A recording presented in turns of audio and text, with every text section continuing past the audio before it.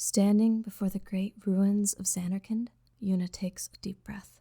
Memories flood her mind. Of the adventure she went on with him, of the laughter they shared in Luca, of the battles fought side by side, and the moments where she felt connected with the world she was meant to save. The times it felt like everything would be all right, where she could keep smiling. He always helped her smile. It was because of him that she could continue on, even when she thought she had finally lost hope. Just whistle. I'll come running, I promise. Words spoken what seems so long ago feather through her thoughts, like a drowned melody that never, ever leaves her. In the place they all once stood before the final part of her pilgrimage, she fondly remembers the look of love in his eyes when he kissed her, the warmth of his arms around her that she will never forget, the reassuring touch of his hand on her shoulder, and the ghost of an embrace he had left her before he had disappeared. Her eyes trail along the dusty ground, upward as she takes in the sword he had once brandished embedded there.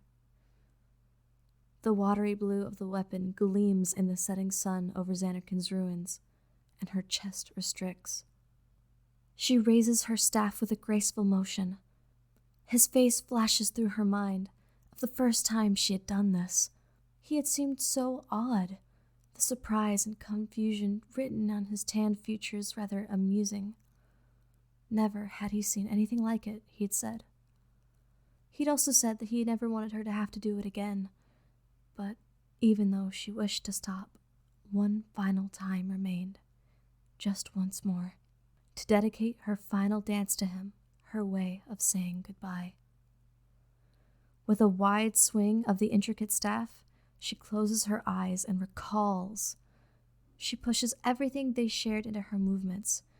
The feelings of love, happiness, sorrow, the memories of his warmth and his smile and the brush of his lips and his laughter and everything that embodied him. And she expands it, filling the very air she breathes with emotion. If only this could reach you. The world around her pulses, her power enveloping the dance. Despite no longer having the Aeons by her side, she is still a summoner, and her strength flows throughout her. Though it's nothing compared to his sacrifice, to what he meant in her life. When she dances like this for his sake, she hopes that somehow he can feel her love, that in some way he can sense how much she misses him from where he resides now.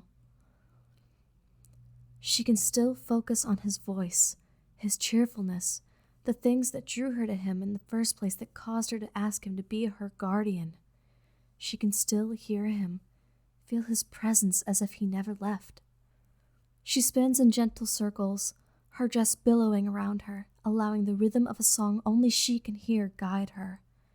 Yuna glides and bows, fluid beauty caught in the glow of the brilliant sun. As she nears her finish, she allows the shadow of a smile to settle on her lips, an inner feeling of peace reigning as she finally stills, her staff falling to her side. Without her realizing, tears began cresting down her cheeks, cold air touching hot skin.